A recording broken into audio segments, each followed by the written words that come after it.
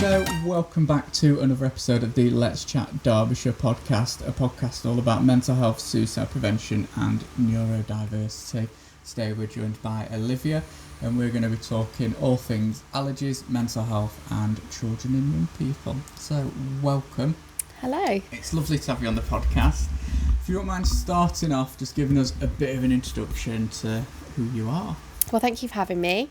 I'm Olivia and I'm mum to two children. I've got Aria, who is 4, very nearly 5, and Rafi, who is 2. And they are the best little things in the world, but it obviously doesn't come without struggle being a parent, and particularly in our case, because they both have very severe allergies. I bet that is tough. Set the scene for us. Just give us how you're doing out of 10 today. I would say I'm probably like an 8 out of 10 today, which is a good day. Yeah. It's Aria's last day of school and we've got to the last day of reception, which at one point was something that we didn't think would be feasible, so it's definitely a celebration and a good day. Wow, that is good going. It's Yeah. nice to hit those milestones as well, I think, isn't it? Yeah, feels very full circle. Yeah. So, rewinding it, let's go back to the start. How was it, and I guess how did it come about really around the allergies? You know, before, have you ever had any, allergy and stuff that you thought, maybe, I don't know, something that you used to, or was it new? How did it come about for you? So, I mean, my whole life I've kind of suffered from what I'd say are quite usual things. I don't think it's unusual for people to have eczema or hay fever, or not in my case, but asthma and things like that. So my whole life, as far as I can remember, I've suffered with eczema and I had hay fever as a child.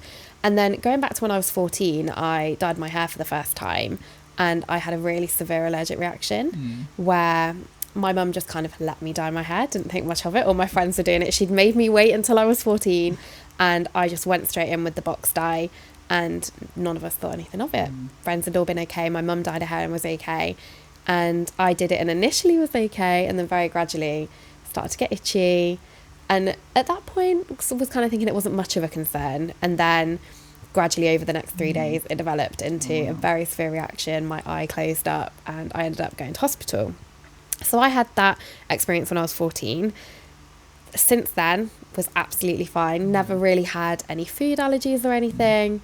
Kind of like everyone, wondered if I had certain intolerances, but that's very different to having an allergy. And from there, never really thought more about it. Obviously avoided hair dye on the advice of the doctors and stuff, but other than that, lived a very, very normal life and didn't have my eyes open to it until I had children and realised what a huge thing food allergies can be. How was it for you? Was it something that you only became aware of whenever you was born, I'm guessing? And when, how was that when it sort of happened? So it was very gradual. She was born and was a beautiful, healthy baby. There was no kind of cause for concern. And I was really keen to breastfeed, which I did from day one.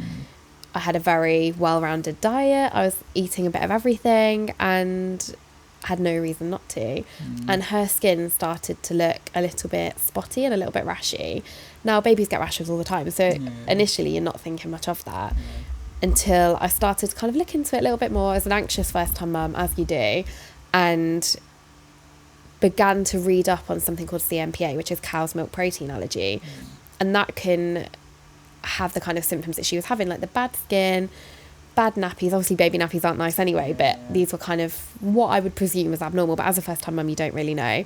So experimentally, I cut out dairy from my diet and her skin seemed to improve, so we went with that. And as a breastfeeding mum, in a way, that was a lot easier because I know for some mums who aren't breastfeeding, they're giving their baby dairy formula. They then have a whole process on working out what formulas their baby can tolerate and what they can't.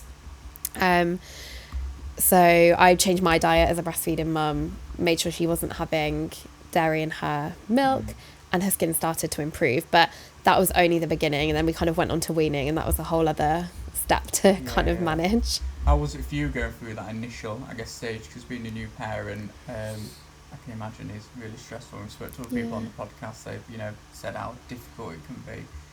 Then have that on top of it. I think it sounds like you managed it quite well to be able to, do the bit of research and then change your diet and then, help a bit. But what was it like? I think in hindsight, that was the easiest part of our journey, was her as a newborn, because it seemed as simple as cutting dairy out of my diet and going from there. I had no idea how severe a milk allergy could be. My experience was that, you might have an upset tummy or maybe your skin kind of comes out in a little bit of a rash, but I never knew that it could be life-threatening. And I had no idea how severe her allergy would become. A lot of children that have CMPA kind of grow out of it by the time they're about 2. She hasn't, and it's way more severe than we ever could have imagined. So in hindsight, cutting dairy out of my diet was quite minimal, and we'll probably go on to discuss, but Rafi's journey with allergies was way more complex as a newborn. And so I realise now how lucky we were to kind of just have one child and be able to manage that quite simply. And then, like I say, we went on to weaning and discovered there's this whole other world of having other allergens too. What was it like when you came? Were you a bit more cautious when you were weaning? What were the steps, or did you just think, it's the cow's milk, which needs to be cautious of, so we can open it up to other things? I was so unaware of allergies, like I say, and went on to weaning and thought, right, well, we just won't give her dairy, we won't give her cow's milk. Fine, let's go on to it. And looked at all these different recipes, as you do as an excited first-time parent, and started to give her food. And we started with stuff like avocado and banana, and that was all fine, which, again, now I realise anything could be an allergen, and some people even react to them. But we just kind of went straight in, and she was fine with fruit and veg. And then I very clearly remember she was just over 6 months, and I made her an omelette. But I made it with, it was a recipe I followed online. It was egg, and I used dairy-free cheese, thinking she'd be fine. And that was the first time we had to call an ambulance for her as a 6-month-old baby. We gave her this omelette very naively. Egg is one of the top 14 allergens, and I knew nothing about it. And gave her this omelette, just a piece of fully cooked through egg and the dairy-free cheese, and she instantly started to swell up and struggled to breathe, and that's the first time we had to call an ambulance. How was that for you? Obviously, experiencing that, it must have been really scary. Yeah, terrifying, because we'd had all of this kind of up and down with her skin and kind of thought we knew what was causing it. We still had some question marks around what else could be going on, but we didn't for one second think about how severe allergies could be and that this could be an outcome. You never imagine having to call an ambulance for your 6-month-old baby. And it was terrifying and shocking for both me and my husband, who were there at the time. And I think that's when we realised quite how severe and scary this could become. What happened, I guess, after that? So, she got to the hospital, and then what was the journey looking like after? So that was in the February of 2021, and we had been having a lot of visits to the doctors about her skin. And again, kind of, we weren't thinking too much about allergies at this point, but we had been pushed through for an allergy referral. Because she was admitted with a reaction in the February, by April we had her first allergy consultation with the allergy consultant at the hospital, and from there she had skin prick tests, and we were able to get a more official diagnosis of what was going on and realise she had more allergens than just the cow's milk, which now in hindsight makes sense. Oh wow. When I guess between that February and April though, you still needed to feed her and stuff. How was that though? Because it must have been just, I guess, a massive anxiety, thinking this could give her a reaction, and it just be that whole process again. What was that, I guess, like? Or were you just completely avoiding those more high risk, I think commonly known foods? To an extent it was easy because she was still a baby, so she wasn't eating too much, and we just stuck to them safe foods that we knew were okay, and really limited her diet. That would stress me out. That I just thought, oh no. It's hard enough anyway to feed your child. I think when you're tired, exactly, you've not had much sleep, you're breastfeeding, it's hard work, and then to look at every food label constantly, it's it's a lot. What's it like, I guess, fast forwarding to when she was probably about 2, just before Rafi was born? What had happened between then, and what was that like, thinking maybe another baby coming on the way, and how was that? So it feels almost like a blur now, but I would say that was a really, really, really tricky time. And I think I always kind of pinpoint that moment of her being around 2 until Rafi was born as one of the most, and actually after he was born, the most traumatic 6 to 9 months of my life. A lot happened around the time that she was 2, and it was actually in that period of her turning 2 to Rafi being born when she was 2 and 3 months. She had 3 incidents of having to use an EpiPen. Oh, wow. And I was so heavily pregnant with the second baby, and we're thinking, what do we do about the new baby? Will he have allergies or not? And also looking after a toddler, to then experiencing 3 severe and life-threatening reactions. It was just, I think that triggered a lot within me. And looking back now is where a lot started to change mentally around the allergies. We really realised how severe they were. I think, at her allergy appointment, in that April that we just discussed, she was prescribed EpiPens and we were told that her allergies were severe. But I think until you have to use the EpiPen and you see an anaphylactic reaction, you can't quite understand how that will affect you and what that means. Yeah. How was it for you, especially, you know, probably administering that for the first time must have been really difficult. What was it like after, you know, after you'd done it and stuff? It must have been just... In a word, terrifying. And, you know, it's extremely traumatic. And I look back on that, she would have been, I think it was just before she turned 2, so she was pretty much 2 on the dot. And my husband gave her some ham, thinking it was safe. We're still new at this point to allergies, and didn't think that, you know, we'd given her ham before and just kind of presumed that all ham was the same. And on this one occasion, my husband hadn't read the label and gave us some ham, and it happened to contain milk proteins. And it was really down low on the ingredients list, so it would have been a really minor amount actually. And she started coughing, and as a nearly 2-year-old, her speech wasn't quite there to tell us what was wrong. And she kind of went into like a downward dog position on the floor and was coughing, and we couldn't work out what was wrong with her. And he then thought, I better check that ham, and lo and behold, it said milk protein. So we grabbed the EpiPens, and I held her, and he had to do it. And it's just traumatic. I can't really say more than that, to hold your baby and know that you're going to hurt them, but it's for a good reason. Like, it's that or death. You've got to do it, but it's a lot. And then for it to obviously happen another 2 times, you are pregnant and stuff, that must have been... I don't know, my brain would have been just on overdrive, I think. About possibilities going forward and what to do now. And I think you're in the 3rd trimester and everything's heightened anyway. You're hormonal. I think even my husband was... It's a lot, isn't it? You're going through this transition. You've got a toddler anyway.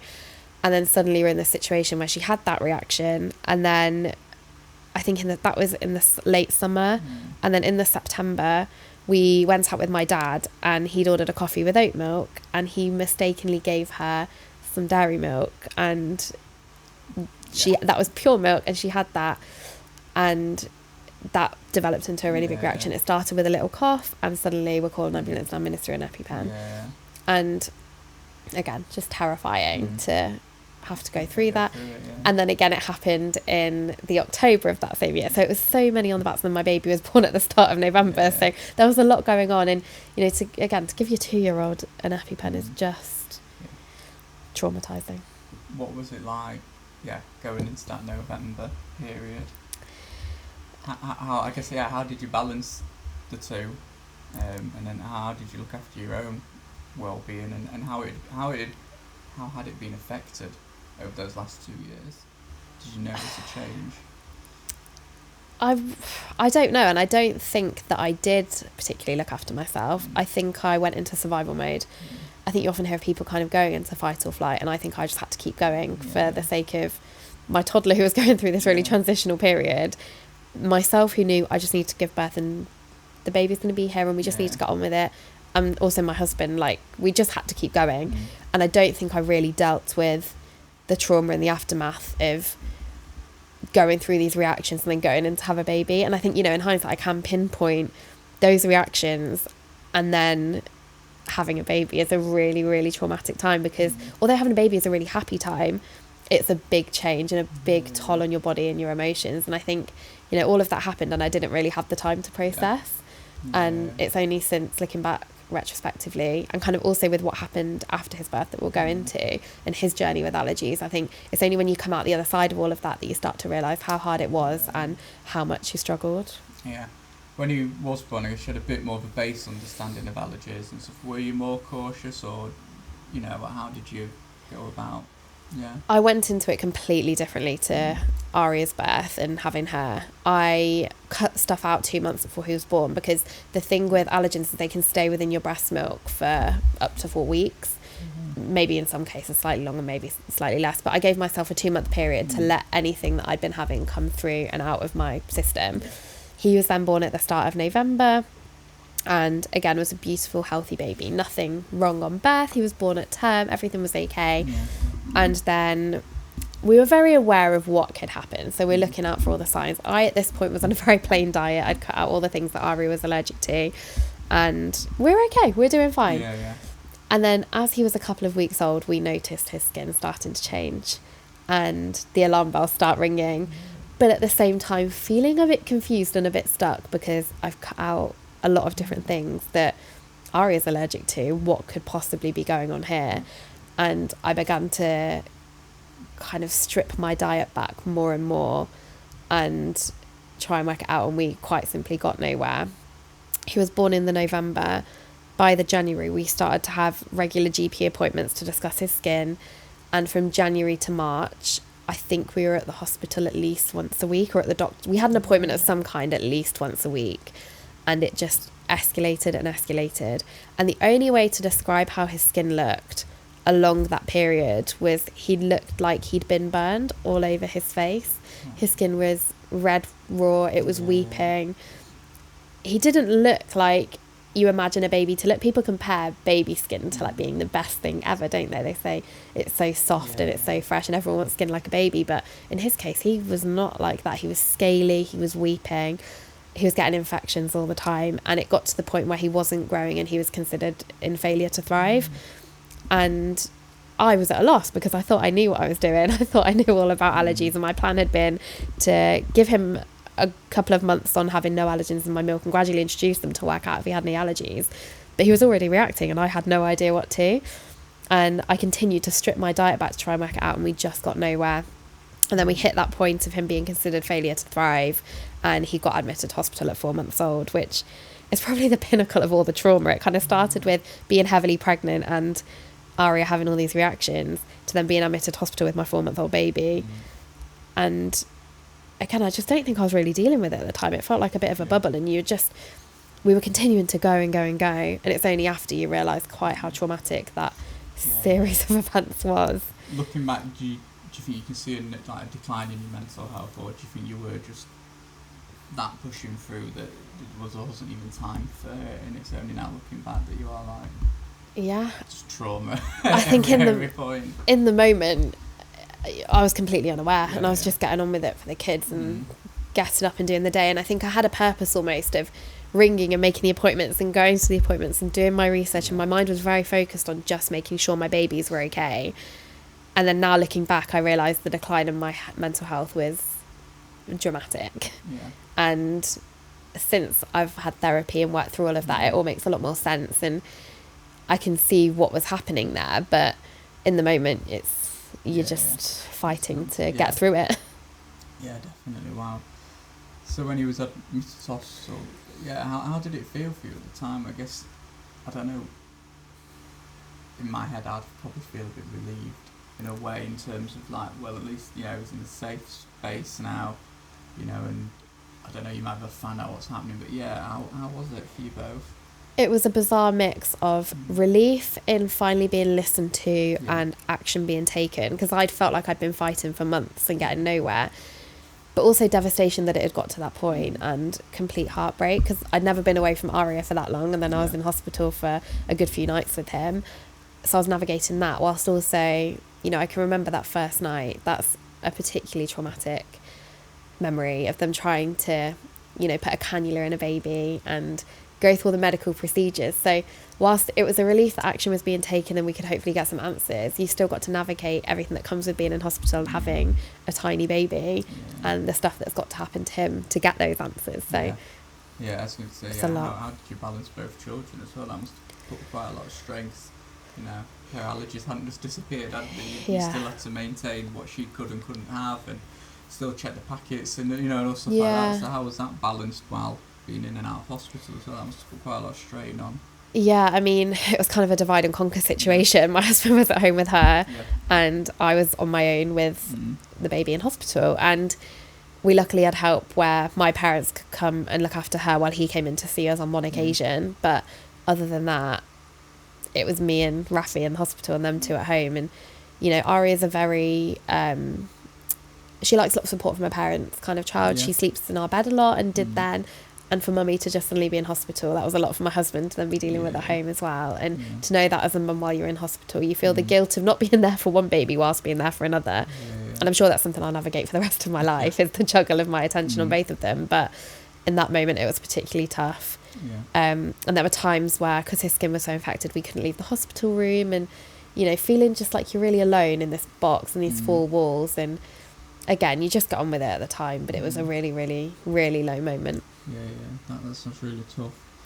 Covering, I guess, going after that, how long was he in hospital for, and what were those next steps that were taken to figure this all out? Because it still sounds really unknown. Yeah. What's happened. So he was only an inpatient for 4 days, which, isn't a very long time, but it felt like forever at the time. And unfortunately, then we left, and that was not the end of the journey. He luckily hasn't had to be admitted again, but we were still going to hospital every week, then to every other week, and luckily now it's rare, but it's still ongoing to this day. We eventually did manage to get to the bottom of what his allergies are. It took a while, but we finally got there. I think that felt again like a bit of a full circle moment, because we'd been trying to work out for so long what was going on with him. We'd had a lot of conversations with the dermatology team and the allergy team, who were kind of telling us the two things couldn't be linked. We now know that they are, and we were really trying to do a lot of this stuff on our own. So to finally get a diagnosis of what was going on with him and to work out what he was allergic to, again, felt like such a relief. But then it opened up all these other doors, because he had all these allergies that were really different to his sisters, and to stuff that we hadn't even considered, like peas. That isn't in the top 14 list of allergens. We had no idea that it could have been causing his symptoms. I was on a very limited diet, but one thing I was having was a pea-based protein shake, and so no wonder his skin was so bad. So it all started to come together and make sense, but equally it then led into a whole world of confusion and working out where to go next. I guess, even now, like, how do you balance the two if they are so different, and then obviously you've got to still live your life, and how that must be like a logistical nightmare. I guess, how do you go about it, or how have you learned to go about it? With difficulty, but you do learn. And we've got one child. Aria's now overcome a few allergies, and she's only allergic to dairy and eggs, so that's kind of a little bit easier to manage outside of the severity of it. The two ingredients are easier to manage. But then you've got Rafi, who's got the same, and then he's also allergic to fish and to peas. Now, day to day, we try and just keep them on the same diet. It avoids arguments, it avoids confusion. But then you find yourself in situations where, for example, pea is in a lot of different things, and sometimes you get like some kind of pea extract in sweets. So if I find some sweets that Aria can have that she really wants, but then I can't give them to Rafi, you're kind of stuck, because you don't want to restrict her more than she needs to be, but then you also can't expose him to that stuff, and it's navigating the juggle of that. That sounds really difficult. How do you manage it in like school or nursery school, those sort of settings? What's that been like? That has been a whole other journey in itself. Aria never went to nursery, because we would go and look at them. Obviously, as every parent knows, you need to work, and children are expensive. You need to fund your lifestyle, and I really wanted to go back to work, and we went to look at nurseries to be met with, we can't keep her safe. And to some extent that is really understandable, because a lot of children have milk, and it's something that they give out in all early year settings. But it is something we know now is it's actually discrimination to say we can't accept a child because of these reasons. But we didn't know that at the time, and we were going to all these nurseries to be met with, we can't keep her safe. So what are you going to do in that situation? She couldn't go to nursery, and I've just had to kind of give up my career in order to take care of her. Then it came to her turning 4 and thinking, well, she's going to have to go to school. If nursery can't keep her safe, can school keep her safe? And again, we were met with a lot of barriers and a lot of no's, and a lot of people saying they can't cope with that. But luckily, we found a school, and they've been brilliant, and that has been a whole work in progress and a whole project between us and the school, starting from before she even started, to get a lot of different plans and processes in place, to now she's coming to the end of reception. It's been a whole learning process along the way as well, but we found a really good balance with school, and they do a lot to keep her safe. And I think the next thing to look at is what we're going to do with Rafi, and with his allergies being a little bit more diverse, how are we going to navigate that? What are some of the helpful things, I guess, you've done to get through that process of nursery, the school, and how's it been through reception for her? So I think the first step was finding a school that were willing. I remember the first day we met her teacher, I explained our situation, and she was like, okay.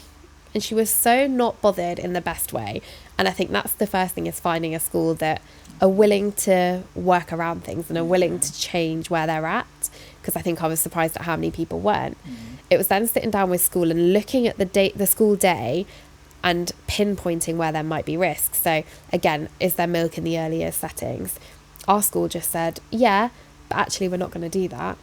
What's going to happen when children get to school and they might have had milk with their breakfast? Is that going to be a risk for ARIA? Yes, it is. What can we do about that? Well, actually, we've introduced a new hand washing process. So there's a one-way system now in school. When children come in, they'll wash their hands before they come into school. They'll wash their mouths, and then they go in and play. And then that it's just a bit of a barrier zone to getting rid of any danger where you can, and then the children go in and play.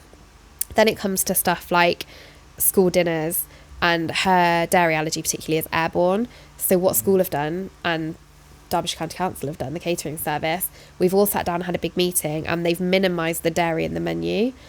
Now, there was some backlash from parents, understandably, but they've managed to now work together and find a menu that works for everybody and is safe. So the menu it does contain some dairy, but it's mainly baked dairy, which is a lot less risk than stuff like pizza, where it's very fresh and in the air. So they've done that to keep her safe.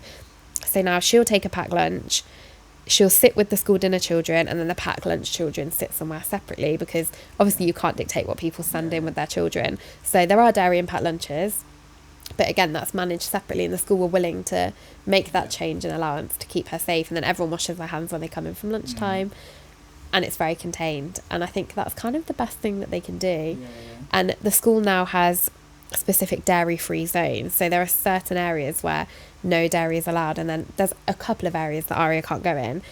And it does mean she can't really do things like breakfast club or after school club, because obviously that's rife for dairy, but they're kept to certain zones, and so that keeps her kind of away from that and out of risk. That's cool. Any advice you'd, I guess, give to parents who maybe are starting that journey, I guess from where you were 2 years ago to now, how would they, I guess your top tips, because it sounds quite complicated to navigate. And I guess you'd have done a lot of research as well, just knowing, like you said, about the discrimination thing, I think the most important thing to remind people is that every child deserves an education. Every child deserves to be safe at school, and your child is as important as any other child. And I think I would start looking at schools as early as possible. I think go in and have a conversation with the school or the nursery, and I think communication is key. I think remind them that all you're asking is for your child to be kept safe while they're there, and most teachers, I'm sure, would understand that. It doesn't mean there's not going to be great difficulty to do that, but there are ways around it. I think I've spoken to some parents who have been met with, we can't not give children milk in school. Well, some schools will then send it home with them, or they can have them in separate areas. They can have hand washing. And I think there are always going to be ways around these things if you have that communication and that dialogue. And every allergy is of a different severity. So, just work out what works for you and your family, and be collaborative with the schools.